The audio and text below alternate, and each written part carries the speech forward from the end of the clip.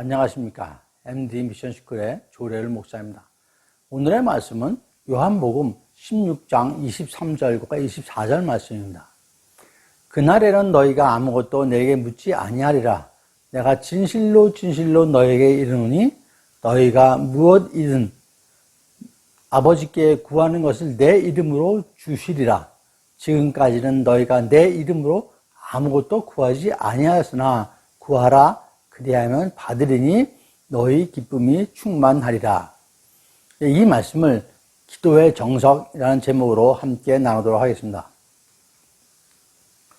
가끔 믿음 생활을 잘 하시던 분들이 실족하는 경우를 보게 됩니다.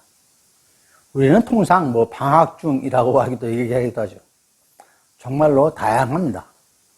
부모님의 믿음에 따라 열심히 믿음 생활을 하다가 지치는 경우도 있죠. 열심히 하다 보면 여러 공동체에서 역할을 담당하게 되고 그러다 보면 여기저기서 또 요청을 받게 됩니다. 그러나 감당하지 못할 상황까지 가게 되는 경우가 더러 있죠. 특히 젊고 어린 청년의 경우 수위 조절이 잘 안 돼가지고 거절의 어려움을 감당하지 못하고 본인 스스로 지쳐서 한꺼번에 모두 내려놓고 심한 경우에는 교회도 좀 쉬게 되는 경우도 있습니다. 어떤 경우는 많은 것을 감당하다 보면 아직 견고히 서지 못한 상태에서 여러 가지 경험하고 보고 듣게 되는데 여기에서 많은 상처를 받기도 합니다. 또 그래서 많은 혼돈에 빠지는 경우도 발생을 하게 되죠. 또한 신실한 믿음의 성도가 뜻하지 않은 사고나 어려움에 처하면은 가족들은 과연 하나님은 계신가 하는 이런 의문을 갖기도 하고 심한 경우에는 하나님을 떠나기도 합니다. 얼마 전에 깨어진 그릇이라는 김태훈 선교사님의 간증서를 읽었습니다. 본인을 자비량 의료 선교사라고 소개한 김 선교사님은 서울대 의대를 졸업한 총망받는 외과 의사이십니다. 하지만 모든 것을 내려놓고 아프리카로 의료 선교를 가시게 됩니다. 그런데 거기서 1년 정도 준비하고 이제 본격적으로 의료 선교를 시작하려고 할 즈음에 파킨스병이라는 진단을 받게 됩니다. 외과 의사는 수술이 일상이고 생명인데 이제 수술을 할 수가 없게 된 것이죠. 더 이상 외과 의사로서의 길을 갈 수 없게 된 것입니다. 한국 최고의 명문대인 서울대, 그리고 의대, 그 중에서도 가장 어려운 외과 의사인데 열심히 공부해서 돈과 명예 이런 거 다 얻을 수 있는 사람이 되었는데 그럼에도 불구하고 모든 것을 내려놓고 주님의 부르심이라는 큰 소명을 가지고 아프리카로 의료 선교에 마음을 품고 에티오피아로 갔습니다. 그래서 이제 섬기려고 하는데 본격적으로 섬기려고 하는데 파킨스병이라는 진단을 받은 것이죠. 이에 본인은 자신을 사용할 수 없는 깨진 그릇이라고 한 것입니다. 하나님께서도 사용하실 수 없는 깨어진 그릇이 되었다고 자신을 얘기하고 있는 거죠. 시편 31편 12절 말씀입니다. 내가 잊어버린 바 됨이 죽은 자를 마음에 두지 아니함 같고 깨진 그릇과 같으니이다. 이러한 다윗의 고백이 있습니다. 그 고백을 선교사님께서 하신 것입니다. 여러분, 하나님께서는 김태훈 선교사님의 기도에 응답하지 않으신 건가요? 그리스도인들의 길에는 하나님의 계획과 인도하심이 있습니다. 나와 내 주변의 예기치 못한 일들은 하나님의 개입하심이 있는 것입니다. 하나님께서 당신의 뜻을 이루기 위한 것이죠. 그러한 것에 넘어져서는 안 됩니다. 하나님의 큰 그림을 보셔야 할 것입니다. 김 선교사님께서는 지금도 에티오피아에서 가족들과 함께 계십니다. 그리고 거기서 의대 수련생들을 갖다가 후학 양성관, 공중보건 자문관 역할을 하고 계십니다. 그러시면서 세계 여러 교회를 다니면서 간증을 하고 계시죠. 의료 선교사에서 복음 선교사로 바꿨다고 본인은 고백을 하고 있습니다.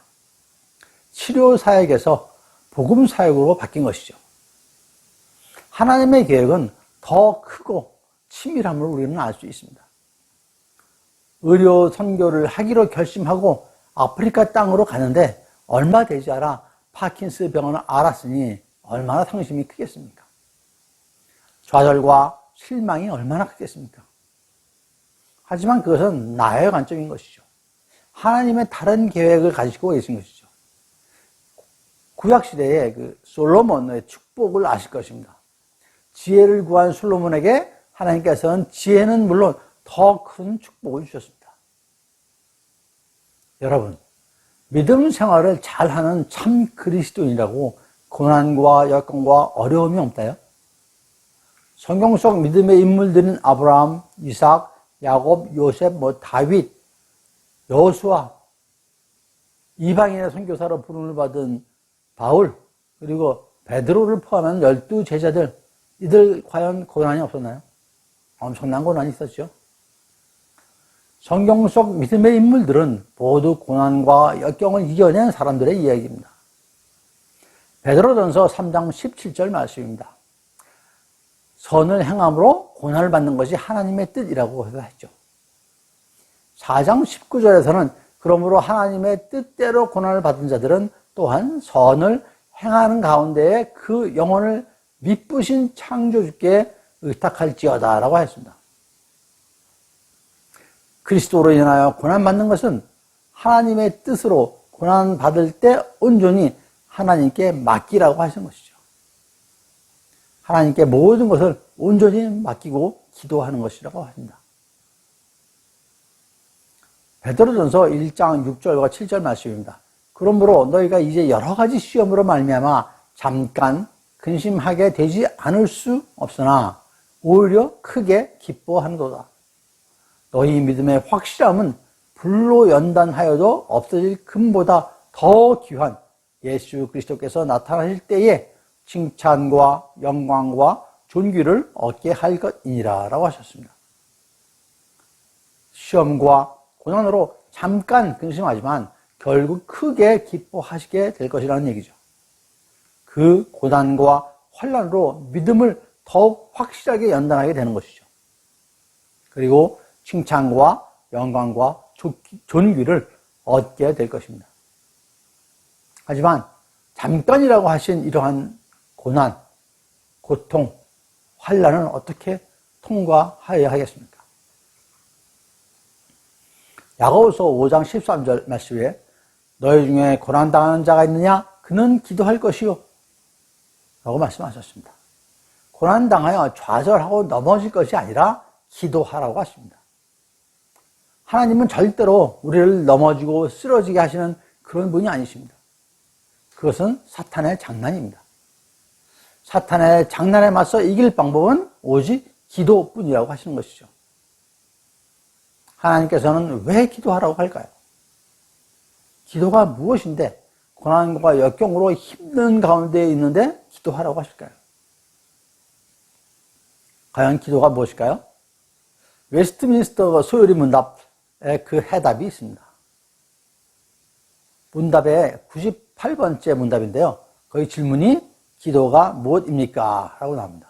그리고 그 답을 정하기를 기도는 그리스도의 이름으로 우리의 소원을 하나님께 올리는 것인데 그분의 뜻에 맞는 것을 구하고 우리의 죄를 고백하고 그분의 자비하심을 깨달아 감사하는 것입니다. 라고 답을 하고 있습니다. 그 요점은, 이 해답의 요점은 네 가지입니다. 첫째, 그리스도의 이름으로 구한다. 두 번째가 그분의 뜻에 맞는 것을 구한다. 세 번째가 우리의 죄를 고백한다. 네 번째가 감사한다입니다. 요 네 가지입니다. 5만 번 응답을 받았다고 하는 조지 밀러의 그 올바른 기도 네 가지 ACTS라고 그러는데요. 올바른 기도 ACTS, 액처 비슷하죠? 사도행전에. 액처는 찬양과 경배의 adoration, 회개의 고백인 confession, 감사의 thanksgiving, 그다음에 간구의 supplication, 이렇게 네 가지를 얘기합니다. 또한 성경에서 그 사도 바울은 올바른 기도 방법을 전하는 내용으로 4가지 기도를 얘기했죠. 간구, 기도, 도고, 감사로 구분하였습니다. 영어 성경에서는 각각 supplications, prayers, intercessions, givings of thanks로 표현을 하고 있습니다. 성경 말씀과 그 위의 내용을 종합하면은 기도는 하나님의 이름으로 하나님의 뜻에 합당하게 구해야 하는데 먼저 기도로 나아가면서 자신의 죄부터 고백해서 사죄함을 받고 나의 것뿐만 아니라 이웃의 것도 간구하면서 이미 응답받은 확신으로 감사하라는 의미일 것입니다. 그러면 이 내용을 좀 더 구체적으로 알아보도록 하겠습니다. 먼저 우리는 기도할 때에 항상 마지막으로 주 예수의 이름으로 기도드립니다 라고 얘기를 합니다. 그러면서 기도를 마치게 되죠.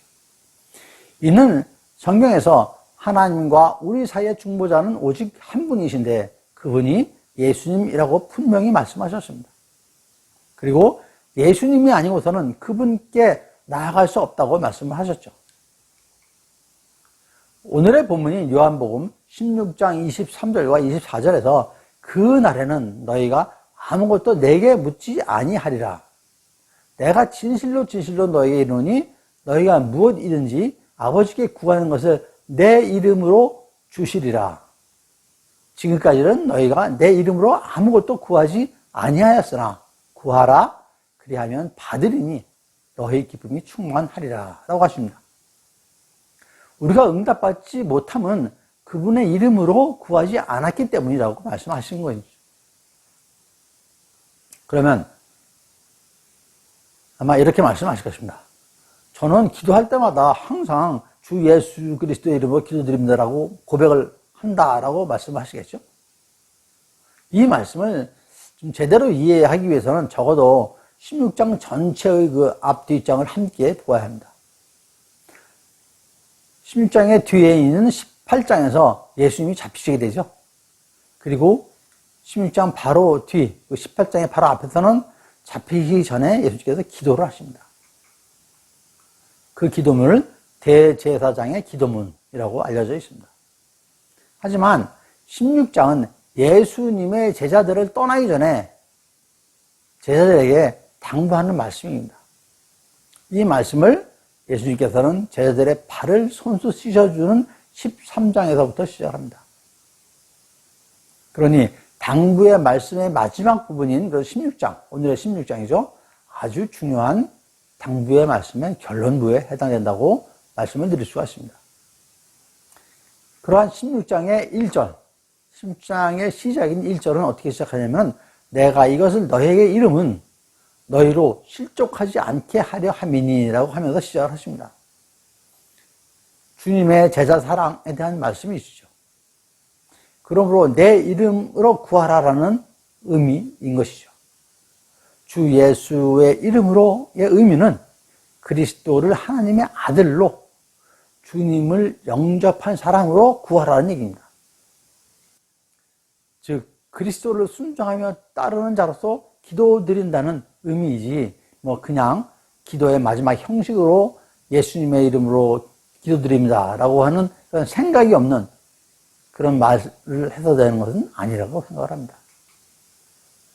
그거는 아무런 의미가 없는 것이죠. 우리가 통상 영혼 없이 얘기한다 그러죠. 그런 것이 되는 것입니다. 영혼 없이 얘기해서는 안 될 것입니다. 그러므로 지금까지 기도로 주님께 말씀드린 내용이 하나님의 뜻에 합당한 것이 아니면 예수님의 이름으로 기도를 드릴 수가 없겠죠. 다음으로 회개의 고백을 왜 하라고 하실까요? 시편 66편 18절에 내가 나의 마음에 죄악을 품었더라면 주께서 듣지 아니하시리라 라고 다윗이 고백합니다. 회개 없는 구원은 없고 회개 없는 용서도 없습니다. 우리가 주님 앞에 나갈 때는 깨끗한 상태로 나가야 됩니다. 죄에 있는 상태에서는 주님을 결코 만날 수가 없습니다. 그래서 주님께 구하기 전에 앞서서 죄를 고백하고 회개하여 죄 사함을 받아야 하는 것이죠. 시편 32편의 5절과 6절 말씀입니다. 내가 이르기를 내 허물을 여호와께 자복하리라 하고 주께 내 죄를 아뢰고 내 죄악을 숨기지 아니하였더니 곧 주께서 내 죄악을 사하셨나이다 라는 말씀이 있습니다. 이로 말미암아 모든 경건한 자는 주를 만날 기회를 얻어서 주께 기도할지라 진실로 홍수가 범람할지라도 그에게 미치지 못하리이다 라고 말씀을 하고 있습니다. 또한 이사야 59장 2절 말씀입니다.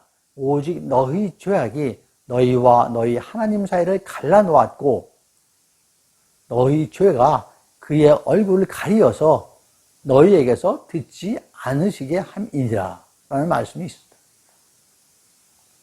먼저 죄를 고백해야 된다. 회개해야 된다. 그래서 깨끗한 물로 받고 그 다음에 주님께 나가야 되는 것입니다. 이번에는 기도와 간구에 대해서 말씀을 나누도록 하겠습니다. 에베소서 6장 18절 말씀이죠. 모든 기도와 간구를 하되 항상 성령 안에서 기도하고 이를 위하여 깨어 구하기를 항상 힘쓰며 여러 성도를 위하여 구하라 라고 하십니다. 디모데전서 2장 1절에서도 모든 사람을 위하여 간구, 기도, 도구, 감사로 구하라고 하였습니다. 모두가 큰 의미에서는 기도인 것이죠. 기도와 간구가 영어 성경에서는 pray 하고 supplication으로 다르게 표현이 되어 있죠. 기도와 간구, 애탄, 탄원을 얘기를 합니다. 간구란 무엇일까요? 간구란 무엇인가 얻기 위해서 상대방에게 강력하게 자신의 의사를 전달해서 매달리는 것입니다. 죄와 관련해서 애원하거나 탄원하는 것을 말하죠. 자기의 과거와 현재의 죄 때문에 가책을 느낀 사람들이 간구에 의해서 용서를 하나님께 청하는 것입니다. 헬라어로는 데시스라고 그럽니다. 청원, 청구의 의미가 있죠. 하나님의 기쁘신 뜻에 따라 끈질기게 간구하여야 합니다. 그러기 위하여 자신의 기도 동기가 순수해야 됩니다. 특히 육신의 정욕을 위하여 하나님의 선물을 함부로 구하여서는 안 될 것입니다. 순수한 동기로 간절히 기도하여야 할 것이죠. 간절히 기도한다는 의미가 간절한 마음으로 하는 것이죠. 여러분, 간절한 마음으로 하는데 그냥 한 번만 얘기하고 말까요? 그러고 그냥 끝날까요? 나의 요청이 받아들여질 때까지 구하는 것이 간절히 절실히 구하는 것일 것입니다. 우리나라 말 중에 애걸복걸한다는 얘기가 있죠. 애걸복걸은 슬플 애자, 엎드릴 복자, 빌 걸의 한자말입니다. 애처롭게 사정하고 엎드려 빌고 간절히 원한다는 말입니다. 나의 기도가 응답될 때까지 애걸복걸 하는 게 간구겠죠. 절실한 기도로 다니엘 9장 3절에 내가 금식하며 베옷을 입고 죄를 덮어 쓰고 주 하나님께 기도하며 간구하기를 결심하고 하면서 다니엘이 기도를 시작을 하죠. 주님께서 혼자 걱정하지 말고 기도하라고 하십니다. 기도는 주님과 소통하는 것이죠. 야고보서 5장 13절에 고난당하는 자는 기도하고 즐거워하는 자는 찬송하라고 하셨습니다. 15절에서는 믿음의 기도는 병든 자를 구원하고 죄 사함을 받는다라는 말씀도 있습니다. 주님께 드리는 믿음의 기도가 그런 것들입니다. 믿음의 기도는 문제 해결을 내 힘으로 하려는 것이 아니죠. 빌립보서 4장 6절 말씀에 아무것도 염려하지 말고 오직 모든 일에 기도와 간구로 너희 구할 것을 감사함으로 하나님께 아뢰라. 그리하면 모든 지각에 뛰어난 하나님의 평강이 그리스도 예수 안에서 너희 마음과 생각을 지키시리라 라고 하셨습니다. 그러니 기도 없이 이룰 수 있는 것은 아무것도 없을 것입니다. 여러분, 예수님께서도 눈물로 간구하셨습니다. 히브리서 5장 7절에 그는 육체로 계실 때 자기를 죽음에서 능히 구원하실 이에게 심한 통곡과 눈물로 간구와 소원을 올렸고 그의 경건하심으로 말미암아 들으심을 얻었느니라 라는 기록이 있습니다. 간구하십시오. 응답될 때까지, 들어주실 때까지 간구하십시오.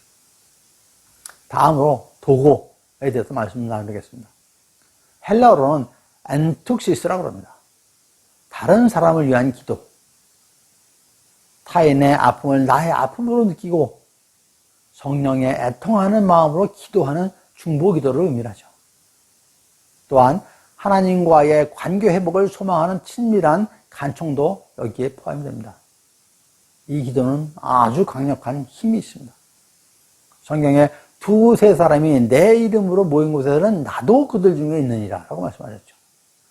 진실로 다시 너희에게 이르노니 너희 중에 두 사람이 땅에서 합심하여 무엇인지 구하면 하늘에 계신 내 아버지께서 그들을 위하여 이루게 하시리라는 말씀이 있습니다. 또한 베드로가 옥에 갇혔을 때 초대교회 성도들이 간절히 하나님께 중보하여 기도를 했습니다. 그때 호련히 주의 사자가 나타나서 베드로의 쇠사슬을 풀어주었죠. 그리고 베드로는 옥에서 나올 수가 있었죠. 마지막으로 감사, Giving of Thanks입니다. 잘 알고 계시죠? 헬라어로는 유카리스테오라고 그러는데요.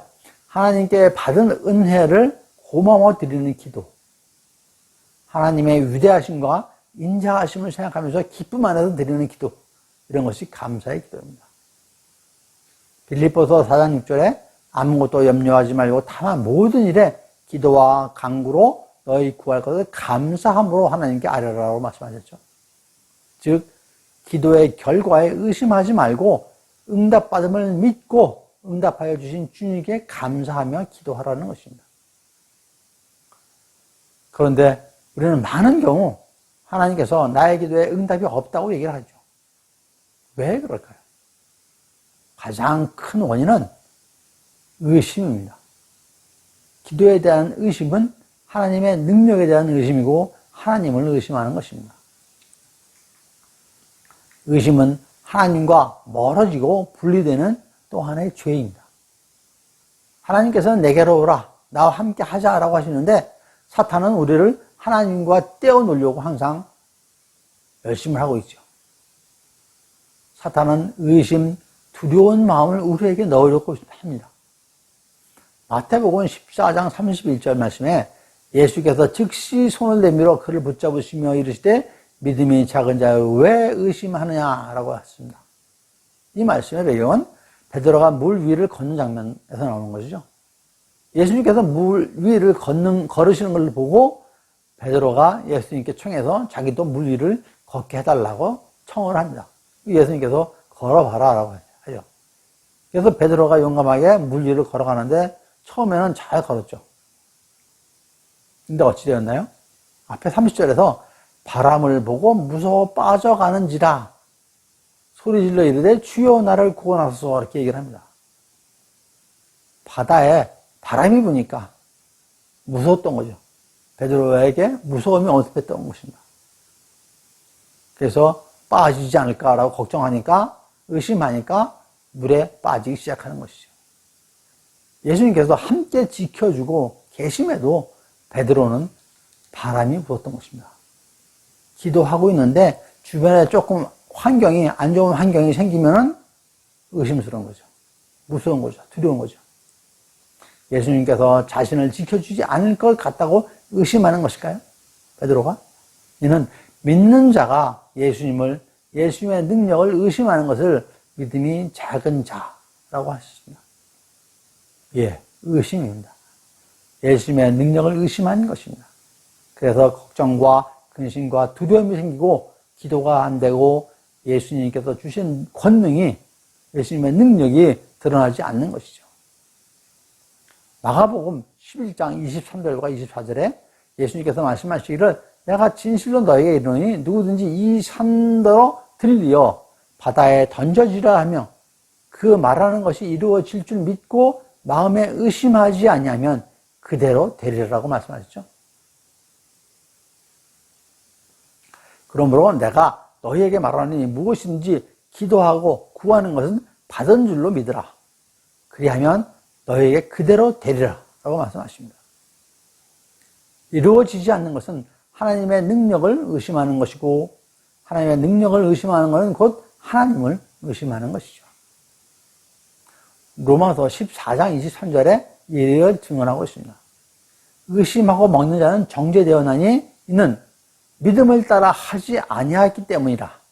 믿음을 따라 하지 아니하는 것은 다 죄인이라. 라고 말씀하셨습니다. 의심이 곧 죄라고 말씀하셨죠. 그러니 의심이 얼마나 잘못된 것입니까? 의심의 기도는 응답의 때까지 인내하며 기도하는 것을 방해합니다. 말씀을 정리하면 기도의 정석은 기도한 대로 이루어진다는 의심 없는 믿음으로 이루어진 것에 감사하고 간구할 때 응답이 됩니다. 세상적이고 육신적이지 않고 하나님의 뜻에 합당한 기도를 나의 의지가 아닌 오직 예수 그리스도의 이름으로 구하면 사랑과 긍휼의 하나님께서 우리의 기도에 응답하시리라고 믿습니다. 저와 여러분의 모든 기도가 항상 주님으로부터 응답받는 그러한 기도가 되기를 간절히 축원드립니다. 네, 감사합니다. MD 미션 스쿨의 조래을 목사였습니다.